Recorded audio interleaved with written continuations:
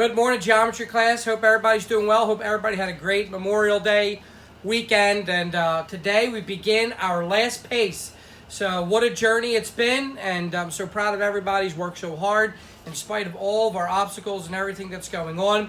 But we are in pace 1120. And so we're excited about finishing up in just a few weeks here. So I just challenge you to stay focused. Continue to get your work in on time. Continue to work hard and diligent for these next 2 weeks, and you will have completed geometry. So we're excited about that. And so we're going to get into pace 1120. We're just going to simply ask God's blessing on our time, and then we're going to get into pace 1120, page number 1. Let's pray. Dear Lord, thank you for a crazy year it's been, but that you've been with us through it all. Thank you for the available use of technology. I pray that you'd be with every student these last 2 weeks to finish strong, and to work hard, to work diligently, to see through geometry through the end. Give us all wisdom. Me as the teacher, explain these principles, these rules, these theorems as I ought. Clarity of thought and clarity of speech. The students, give them diligence and wisdom to apply this knowledge. In Jesus' name, amen. Pace 1120. And so we're going to begin this now. We're going to open up, look at page 1. We're going to look at our goals. These are the things that we want to be able to know by the end of our pace. By the time we get to the self-test and the pace test, we want to learn about transformations. We want to learn to reflect figures over lines and across points, to memorize the properties of isometries, to use the transformations of translation, rotation, and glide reflection, to identify line, rotational, and point symmetry, to learn about dilations, and to consider wisdom principles relating to the character trait being concerned. And so be sure to pull out your handbook. You want to fill out your handbook as we go throughout. It's a great resource. It's a great help for you to keep that and save that throughout. So transformations are going to begin page number 2, transformations. Looking at the very first paragraph, if you follow along with me, we're going to say page number 2, transformations. Transformations means being changed in form or appearance. Now I want you to highlight this. You need to know this. In geometry, a transformation is achieved by one-to-one correspondence between certain points in a plane to other points in a plane. So for example, if you look down below that paragraph, you'll see figure 1 inside your notes there. Figure 1, for instance, every point in triangle ABC is placed in a one-to-one correspondence with every point in triangle, and you'll see the letters A, B, and C, and then you'll see an apostrophe above each one. Okay, that apostrophe simply means prime. Okay, and so we would read that as A prime, B prime, C prime. Okay, so this way we know which triangle we're referring to. So triangle ABC, notice there, is transformed into triangle A prime, B prime, C prime, okay? And so when we talk about one-to-one correspondence, A, right, corresponds to A prime, B corresponds to B prime, and C corresponds to C prime. That's what that one-to-one correspondence refers to. Now, transformations are also called mappings. Mapping is the action of pairing points together. Okay, let's refer back to figure 1 here. In figure 1, A is paired with A prime, B is paired with B prime, and C is paired with C prime. Transformations are often thought of as movements within the same plane. So if I could draw your attention to figure 1 for the third time, you'll see that in figure 1, triangle ABC seems to move to the right to triangle A prime, B prime, C prime. And so on the left, you see on the left there of your paragraph, so we see that on the left, we see that triangle XYZ is mapped onto triangle X prime, Y prime, and Z prime. The movement in XYZ increases the size of the triangle. So in the first triangle, in figure 1, we see it looks like it's rotating, it's moving toward the right. In the second figure here, we see that the triangle goes from smaller XYZ to larger X prime, Y prime, and Z prime. And so while other transformations, like the one on the left, may result in objects being similar, still other transformations result in the objects being neither congruent nor similar. And so I want you to fill out those questions on page number 2. We're going to move to page number 3 to reflections. Okay, reflections. And so, have you ever looked in the mirror, right? When you look inside into a mirror, right, you see your reflection. A reflection in geometry is similar to the reflection produced by a mirror. These reflections will be produced over a line or across a point. And so we could just picture a line being the mirror. Okay, so in figure 2, we have an example of a reflection. In this case, 2 points, A and B, have been reflected over line L. Okay, so look at line L there in figure 2. So you have A, right, point A, right above the line. But notice we drew a line and it crosses line L to A prime. So A prime is reflecting A. And the same thing with B. B prime is a reflection of B. And so what we would say is, if you follow along right across there, right where line L is, we say that A is mapped to A prime. And the symbol that we would use for that, all right, is an arrow. So we would say A is mapped to A prime. You want to highlight that, you need to know that that point literally means is mapped to. So we would say A is mapped to A prime and B is mapped to B prime. Okay? Now, an image is the reflection of a specific figure. So if you look into the mirror, what you're seeing is an image, right? So we would say that A prime is the image of A. Okay? A being the pre-image. You'll see that in your notes there. A being the pre-image. So the pre-image is what's being reflected. Again, if you're looking into a mirror, so the image that you would see in the mirror, right, is the image. And because you're producing the image, you would be referred to as the pre-image. Does that make sense to you there? And so that's it. So we have the image is the object that's in the that has been reflected, and the pre-image is the object that is being reflected. Now, simply this line, all right? And so you'll see the line in figure 2, line L there. Line L is the line of reflection. So again, if we're looking into the mirror, line L would be the mirror, okay? And so again, we would have A is the pre-image, and line L, you'll see inside your figure 2 there. And then across that line L, you would find out, you would see the pre-image. And so all mapping simply does, again, is pair points. So again, referring to figure 2, we see A is mapped to A prime and B is mapped to B prime. And so just simple one-to-one correspondence. Now I want you to highlight the reflection over a line. I want you to highlight that. That's a term that you're going to need to know. We'll be referring to that throughout. A reflection over a line is a transformation that maps each point P of the plane onto point P prime such that, all right, so look at your figure there. If P is on the line L, then P coincides with P prime. And so if P coincides with P prime, we would write it as P equals P prime. All right, and so obviously that means it contains the same point. So if a reflection over a line, if we have a point on the line, we would say that that point coincides with its prime. Now, in the examples below, notice there are 4 ways a line segment AB has been reflected across the line, okay? We're going to look at those four ways to reflect across the line. And so you don't have to know these, but we're going to want you to be familiar with them. And so we see in the first example, the segment, all right, line segment AB. Where's line segment AB located? It's located on the line, right? And so if the segment is on the line of reflection, so sometimes it could be on the line of reflection. And so we would say because they are contained, they're on the point, on the line there, we would say that point A coincides with prime A, and point B coincides with prime B. So line segment AB would coincide with line segment prime AB. In the second example, we see one of the endpoints is on the line segment. You see it? So one of the endpoints of the line segment is on the line of reflection. Thus, B coincides, or B equals B prime. In the third example, look at line segment AB. Line segment AB is reflected across line L.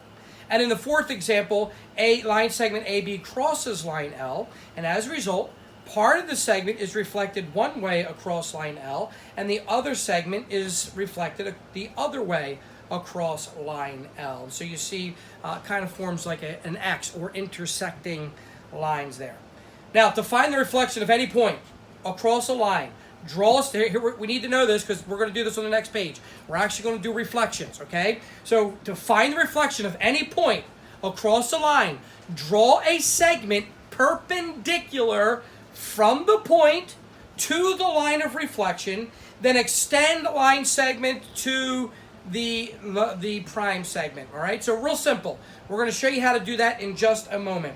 Your goal in this PACE is to learn to draw and to recognize reflections and other transformations. What you're going to need in this PACE is a straight edge, preferably a protractor if you have one, and you're going to need a compass later on when we get to rotation. So be sure you have your compass and your protractor. Let's go to page 4. We got just a little bit more explaining to do, and then we're going to apply these things. So I know it's a lot of information being thrown at you, but I'm going to show you how simple these reflections are to make. All right, so let's look at the top of page number 4. In figure 3, triangle ABC, does anybody remember what that arrow means? Okay, is mapped to, that's what that triangle, that arrow means. So in figure 3, triangle ABC is mapped to triangle A prime, B prime, C prime.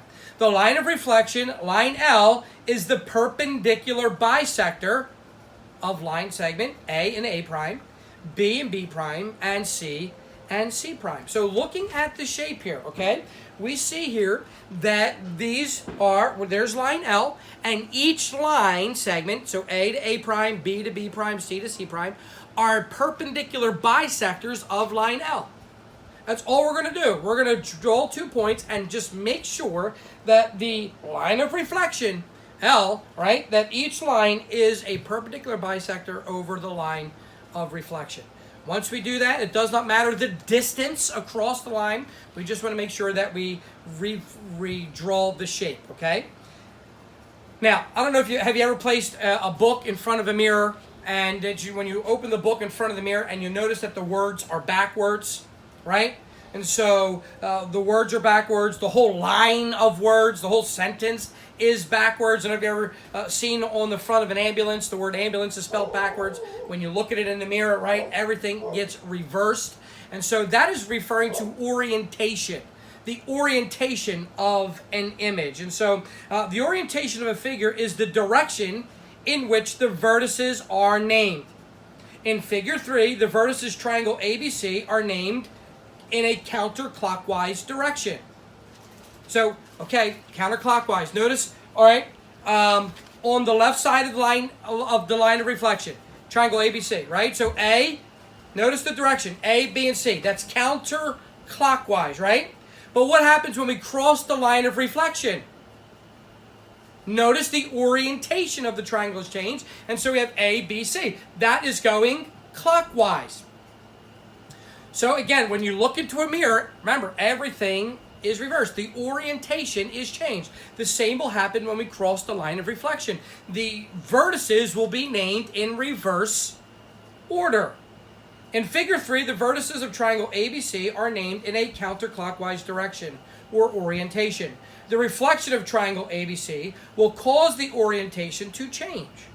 All right, so we'll keep an eye on that. We'll point that out as we go. Now let's look at the bottom of page 4. Using the illustration on the right, fill in the blanks. Okay, so let's look at this here. All right, let's name the image of line segment AB. Name the image of line segment AB. So, okay, that line segment would be simply called a, what? What would be the image of that AB? Look across the line of reflection. It would be line segment DE. Very good. So the image of AB. Now listen. We have the image. Remember, when you look into a mirror, the reflection that you're looking at in the mirror is called the image, right? So name the image of AB. So AB would be referred to as the pre-image. All right, and then DE would be the image. How about the pre-image of F? What would be the pre-image of F? Good. It would be letter C. Very good. That would be the pre-image. How about the line of reflection? The line of reflection is good. Line L. Line L. Now, write the definition of a reflection over a line, and you could do that later on. Okay, for homework, you could finish that. Now, let's go to the bottom of page 4. Let's look at numbers 5 through 8. Name the reflection of these points. Okay, so looking at point A. So A is mapped to what point? A is mapped to what point? E. Very good. A is mapped to E. How about B? B would be mapped to which point? G. Very good. How about C? C. All right, so if C is the image, or the pre-image, then it would be mapped to its image, which would be what letter? Very good. It would be letter I. And then number 8, D would be mapped to K. Excellent job there. Excellent job. Let's look at page number 5. So now we're going to get our protractors out, or our straight edges, and we're going to do some reflections. We're going to do the odd numbers. I have 9, 11, and 13. You're going to do the evens over through homework today. So let's look in here. Find the reflections of these lines, of these line segments over and figures over line L. So let's get our protractors out. Number 9, we have angle X, Y, Z. Now remember, the line that we're going to draw, it must be a perpendicular bisector. Okay, it must be a perpendicular bisector. So let me just straighten my line out a little bit better here. Okay, we're going to call this line L. All right, now we're gonna map this out. So we're going to go point to point, letter to letter, vertex to vertex, correspondence here. So get your straight edge out, and we're going to go, all right, a perpendicular bisector. Now, I don't have a straight edge, but we're going to call that X. Now, you're going to see the orientation will change, okay? The orientation will change.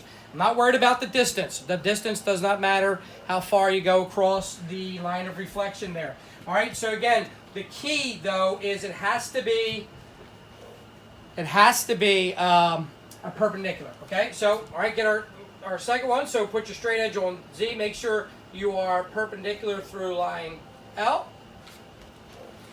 I'm actually going to run into my other shape. Wasn't thinking there. All right. Okay. All right, now. All right, we're going to go now. We're going to do the next one. Okay. Go Y. Now, obviously, you see how Y to the line of reflection is not very long, so we're going to go not very long right there. Okay. And so, call this Z. Call this Y. Okay.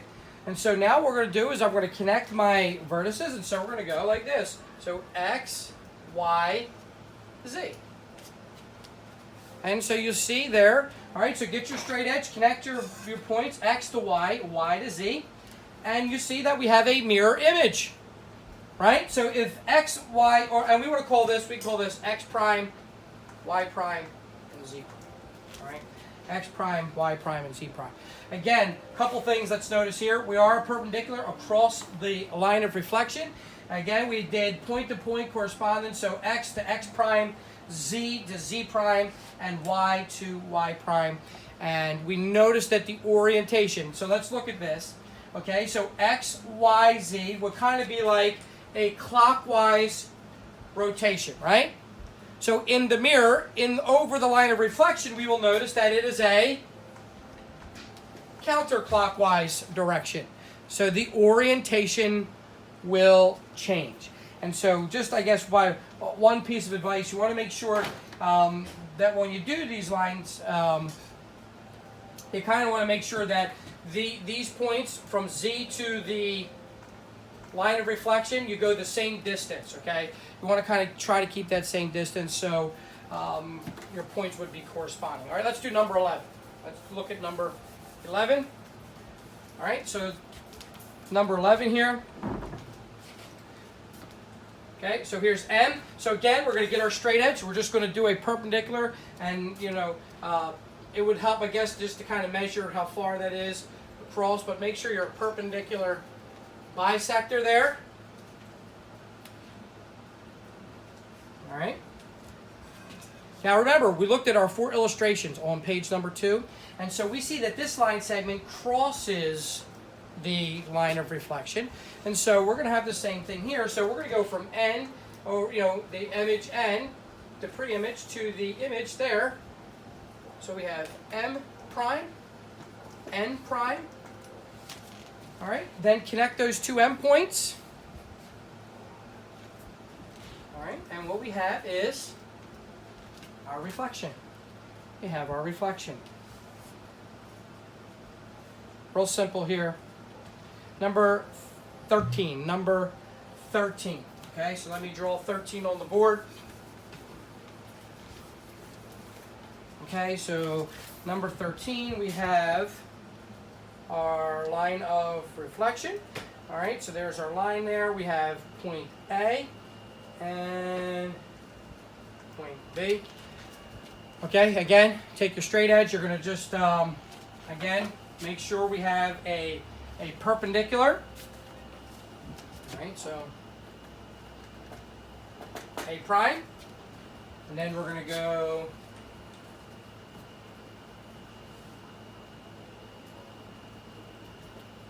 pull that B prime. And then what we'll do is we'll connect our points. So connect our endpoints there. And what we have is a reflection. And so you could do the evens for homework, all right? So do 10, 12, and 14 for homework, all right? So let's look at page number 6. Determine whether the orientation of each object is clockwise or counterclockwise. Looking at number 15, all right? Number 15.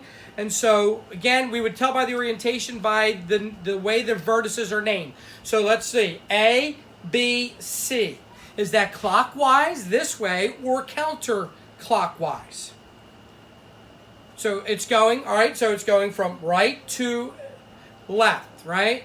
So it would be counterclockwise, okay? So there we would say, so A, B, C would be counterclockwise. Now let's look at number 16. We have E, F, G, 8, or D, E, F, G. D, E, F, G. Again, so let's look at the vertices here. D, E, F, G. Would that be counterclockwise or would that be clockwise? That would be clockwise orientation. Very good. And then lastly, look at number 17. We have H, I, J. Clockwise or counterclockwise? Very good. That would be counterclockwise. Excellent there. All right, good job. All right, let's look at number 18. Number 18. All right, so we have points A. All right, this is number 18. We have A, B, and then we have A prime, and we have B prime. All right, what do the directions say? It says find each line of reflection. So this is backwards. Normally we had, right, in the previous page, they gave us the line of reflection, and we had to map the image to the pre-image. Now we want to find the line of reflection. So all I want to do is I want to remember the line of reflection is a perpendicular. It's perpendicular. So all we got to do is take your straight edge, and you want to combine, right, connect your points, all right? So connect A to A prime, connect B to B prime. Now all you want to do is take your straight edge and draw a perpendicular bisector to that line. All right, so simply draw your straight line there, and you have your perpendicular bisector. There is your line of reflection. Now I do want to make sure, all right, so you see that there? I do want you to make sure that it is perpendicular. Remember, perpendicular forms a 90-degree angle because this line is not perpendicular to these lines. So you've got to be very careful when you draw your lines here. And so making sure that that is a perpendicular line. So your line of reflection must be perpendicular, okay? Let's look at number 19. Number 19. Okay, so we have here, we have here, okay? Number 19.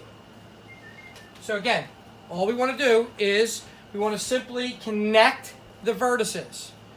Connect the vertices, and then we'll draw a perpendicular line through each of those lines there. So, all right, get your straight edge out, and we're going to connect each vertex. Okay, so get your straight edge out.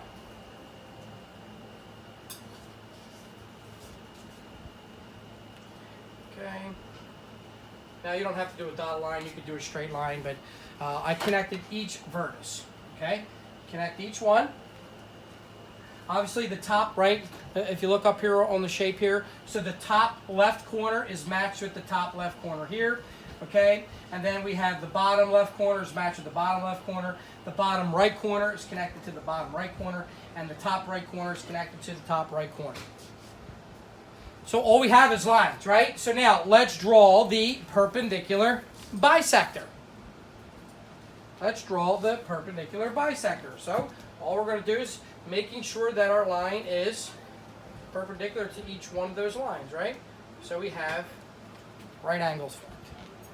That is how you find the line of reflection. The line of reflection, all right? So I want you to do number 20. You could do number 20 and then finish that for homework. Let's look at page number 7. Page number 7. Reflections across a point. So pages so far 2 through 6, what we did was, right, reflections over a line. Now we're going to look at reflections across a point. Just as we can reflect points over a line, it is possible to reflect points, lines, or figures across a point. The reflections across a point is a transformation that maps each point of the plane onto P prime, such that, I want you to look at your picture here, okay? If P is on O, see point O there? If P is on O, then P coincides with P prime. If P is not on O, then O is the midpoint of line segment P prime. The point that is the midpoint in the reflection across a point is called the point of reflection. So, okay, so we have the line of reflection. Now we're going to look at a point of reflection. So let's look at numbers 2 through 4. All right, number 2 through 4. Looking at here, okay. So mapping. Now O is the point, okay. So if we're going across point O, A is mapped to which point? A is mapped to which point? Y. Very good. Okay, so B, going across point O now, B is mapped to which point? U. Very good. All right, look at number 4. C is mapped to which point? W. Very good. So name the reflection. So we could do a reflection across a line, and we could also do a reflection across a point. Find the reflections of these points and the figure across P. All right, so let's quickly work on this together. All right, so we have, all right, M, we'll call that M here. We have P here. And we have, call that point N, okay? Actually, let's move that a little bit over. Point N. Now, we want to map M across P. Okay, so get your straight edge. All right, simply try to measure between M to P and just go, you want to go right across P. We're going to call that M prime. And then we're going to map N across point P. All right.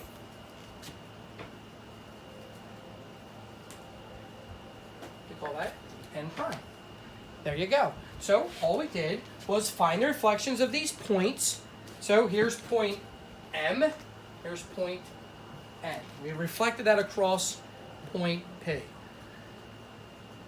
Look at number 6, all right? Number 6, we have a triangle. We're going to call this triangle D, E, F, and okay. So we want to reflect this across P. So get your straight edge out, okay? And then we're going to go each vertex, okay? Each vertex, and we're just going to simply map that across, okay? So let's go from D. Get your straight edge. You're going to need a straight edge to make sure you're straight. And we're going to go through, okay? Pull that point D. All right, next. E. All right, let's go through E. Okay, we'll call that point E. All right, point E. And now we're going to go point F. So, getting your straight edge, go F through the point there. All right, so we're going to go pull that point F. So now we're going to connect these. Now you're going to notice the orientation. I want you to notice the orientation anytime you cross, all right? So we're going to connect line segment E and F, right? Connect line segment EF. Then connect line segment DE. And then connect line segment DF. And I want you to notice your triangle. It's upside down, isn't it? It's upside down. The orientation of, when you cross the line or the point of reflection, the orientation changes. The orientation changed. And so here we have upside down, right? DEF, and then here we have DEF. Notice we have counterclockwise here. And now it's upside down, and it's counterclockwise there, but now we have it upside down. So we're going to look at one more page here. Look at page number 8. All right, and look at, just let's go quickly, 8. Just want to go over just a few simple theorems, and then we'll close. Real simple. The next 3 pages are reading and just basic, but we're going to look at what an isometry is. So far we've learned what a transformation.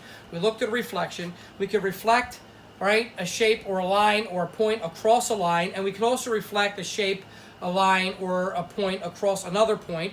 Look at number 8 here, an isometry. Reflections are part of a larger group of transformations called distance-preserving transformations. Now, in an isometry, the distance is very important. For the ones that we've done here, we didn't really worry about the distance. We just did a roundabout and just came up with a general shape. But in isometry, distance is very important. I want you to highlight a distance-preserving transformation is called an isometry. A distance-preserving transformation is a transformation in which the distance between the 2 points of the pre-image is equal to the distance between the images of those 2 points. So, just for example here, for D to P, so in an isometry, we want to make sure that this distance, so we would say that maybe this is about 9 inches, then from P to D must be 9 inches. So we want to preserve the distance between the points, okay? And so, theorem 114, a reflection over a line is an isometry.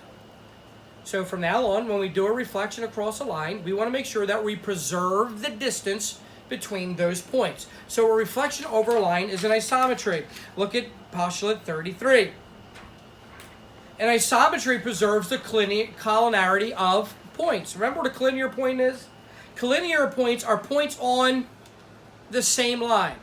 And so if a reflection is an isometry, if we have collinear points, then if we do a reflection of a line that has collinear points, then our images must be equal distance apart. So we would say that an isometry preserves the collinearity of points. Also, theorem 115, an isometry preserves the betweenness of points. Again, all I want you to remember is an isometry preserves distance. So anytime we're dealing with points, we want to make sure that they are the same distance from the line of reflection or from the point of reflection. Theorem 116. An isometry preserves lines, rays, and line segments. Again, equal length. If it's an isometry is distance preserving, then collinear points, betweenus of points, lines, rays, and line segments all must be preserved when we cross over the line of reflection. Theorem 117, an isometry preserves angle measures. Theorem 118, an isometry preserves congruency.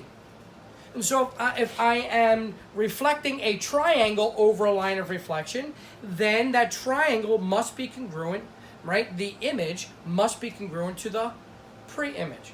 So we're still doing the same thing. Nothing has changed. Now we want to make sure that our line segments are equal. We're going to close with page number 11. We're going to answer these questions together, and then we'll finish. You could write 1 through 5 in, but we're going to do 6 through 15 quickly as we possibly can, and we'll finish off our class now. So looking at number 6, okay? Write the postulate or theorem that justifies each statement. Now that's the postulates or theorems that we just got done looking at, right? Page number 11 here.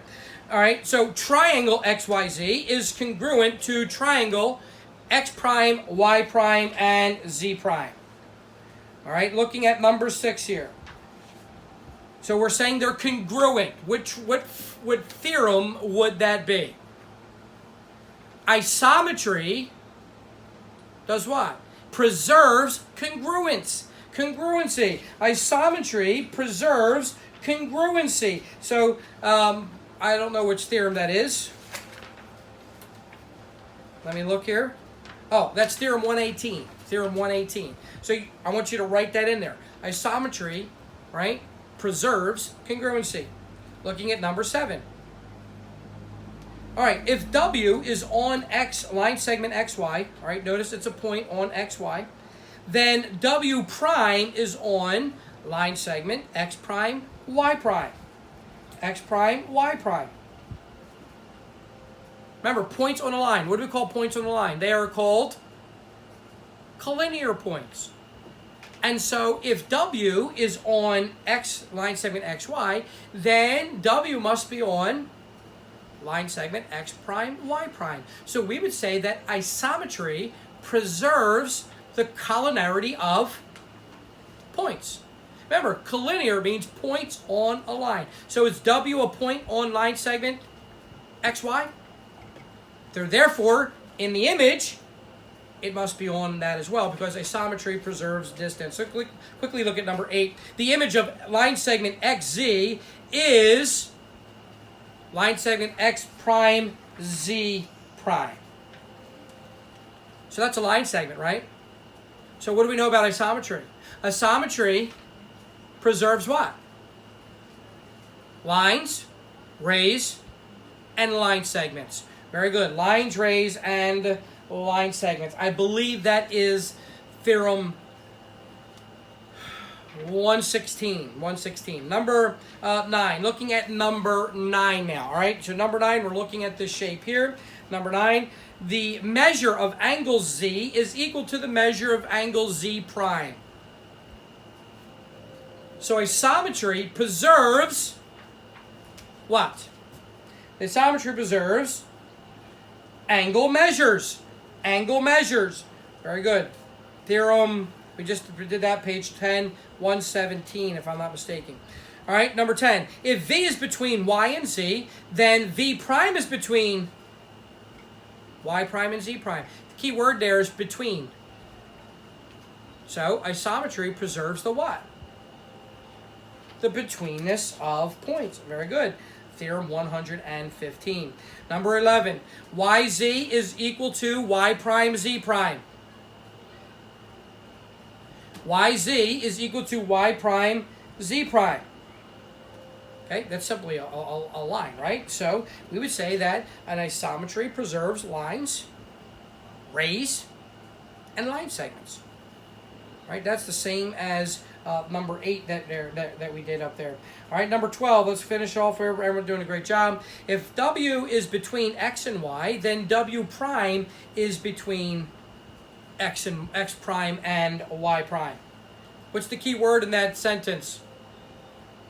Between. So isometry preserves the betweenness of points. There, that's the same as number 10, correct? There.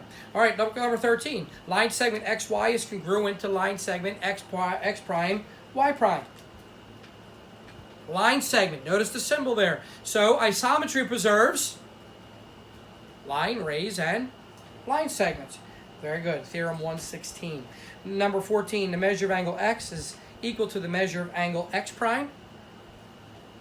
We would say that isometry preserves angle measures. Very good. Angle measures. Theorem 117. And then last but not least, if V is on line segment YZ, then V prime is on line segment Y prime and Z prime. Remember, the key phrase is on. So again, points that are on a line are called collinear points. And so we would say that isometry preserves the collinearity of points.